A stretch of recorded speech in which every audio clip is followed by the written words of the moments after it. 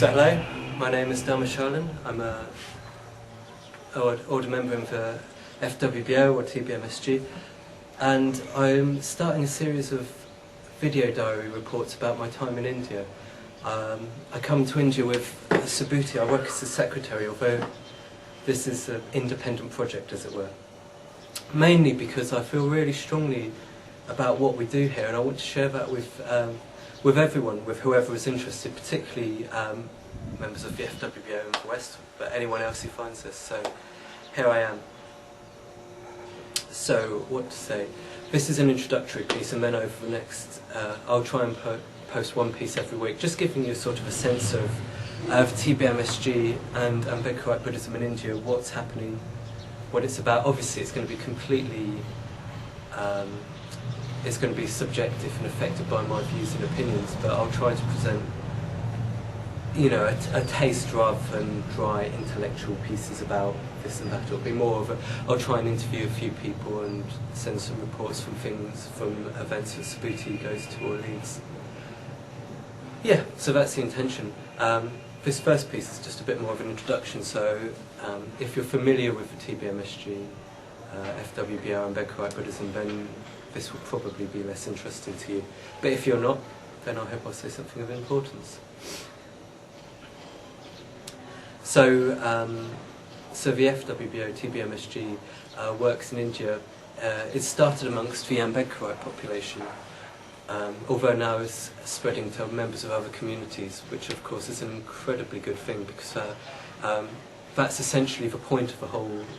It's a significant part of the objective of the TBMSG, and indeed the reason why Dr. Ambedkar, whose name is given to this movement, converted to Buddhism. He sought to end caste, end segregation in Indian society.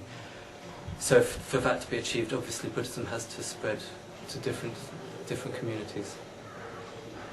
So an incredibly short history of Ambedkerite Buddhism.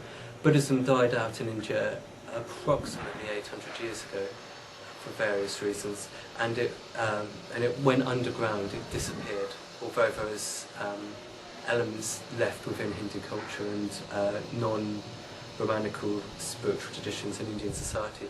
This started to change in the 19th century when various social reformers looked to Buddhism as a means of ending the oppressions of caste. These had some success, although they didn't gain widespread following.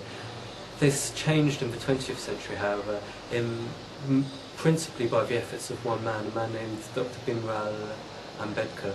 He was born in 1891 to an untouchable family, who, because his father worked for the British as a soldier, he gained some education.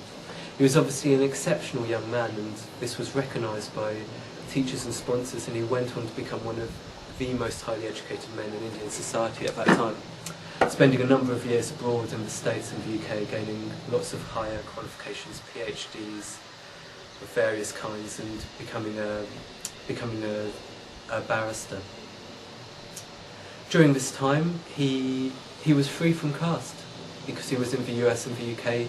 His caste didn't affect him, and obviously his incredible intelligence and his dedication, in fact, saw him doing well. Upon his return to India, however, this was not the case. He went to work for one of his sponsors and experienced a high level of caste discrimination, which made his work impossible, and in fact made it difficult for him to live, inability to access food, somewhere to stay, let alone effective working conditions. This precipitated somewhat of a crisis in him, where he felt deeply angry and humiliated. However, at this point, something else came into his mind. As he reported himself later, he reflected that if this was happening to him, one of the most educated men in Indian society, what was happening to the millions of his brothers and sisters, members of untouchable and lower caste communities, who did not have education, did not have knowledge, did not have confidence or capacity to change? How were they treated? And from that day forward, he dedicated his life to the uplift of his own people and the transformation of Indian society. He came to see that it was meaningless to try and improve just one caste or subcaste.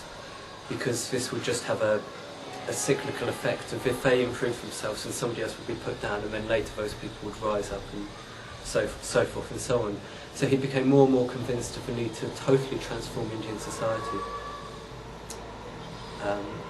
So he spent the next 30 years endeavouring to do this through social, political, legal means. He was a highly educated man and followed the Western Enlightenment, so he believed in the law and so forth. However, as he spent more and more time thinking about it, he came more and more clearly to the conclusion that actually caste is a socio-religious construct, and although you may change laws and make put many actions in place, unless people's fundamental attitudes, both personally and societally, are changed, then change will not go deep enough.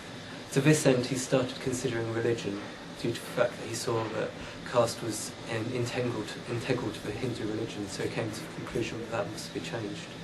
He spent many lyears looking at the different religions of the world, ultimately coming to the conclusion that Buddhism was the answer, for a variety of reasons. The most important, for the purpose of this discussion, is the fact that Buddhism places a deep emphasis on personal responsibility, and therefore is a means by which individuals can transform themselves, transform their minds, which affects how they relate to themselves and affects how they relate to society.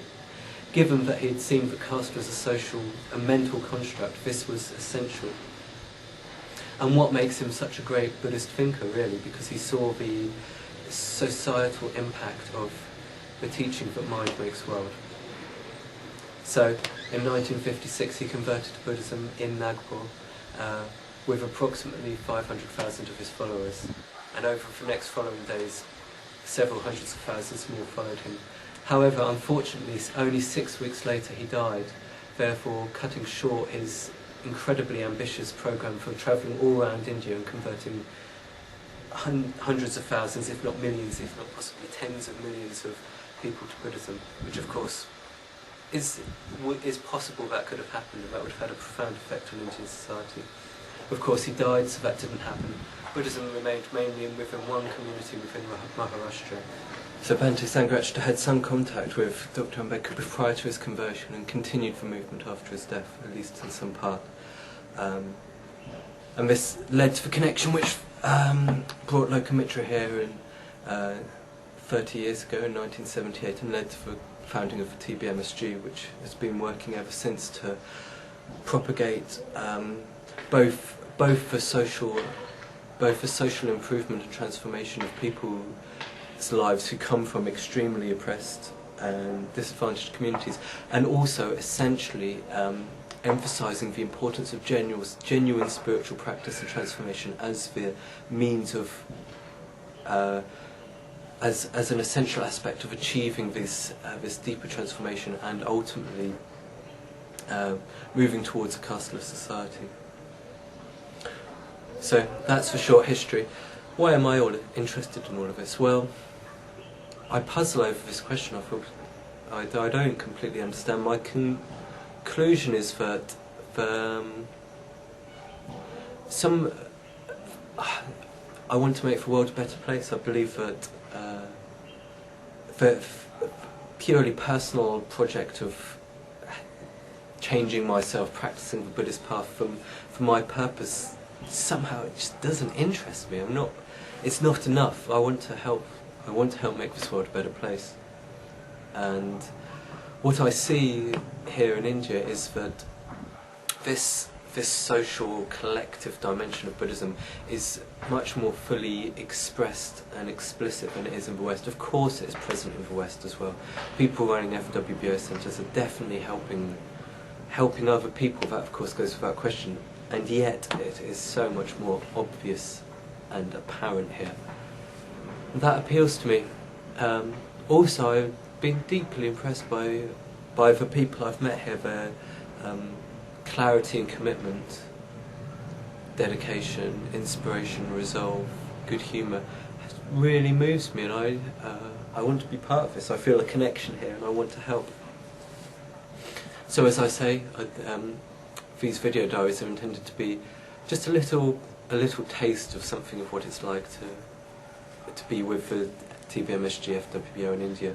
And really I just hope that you'll find that inspiring, interesting, informative, but mainly, I suppose mainly inspiring. I feel deeply inspired by what we are doing here. And I hope some of that can communicate to you, and that could be of benefit to you and inspire you to see the significance of practicing the Dharma, to see that we really can transform ourselves and have a deep and meaningful impact on society. That's what's important, understanding that actually we can make a difference, we can transform, and that is so obvious here in India. Okay? Jai Bhim, and I hope to see you soon.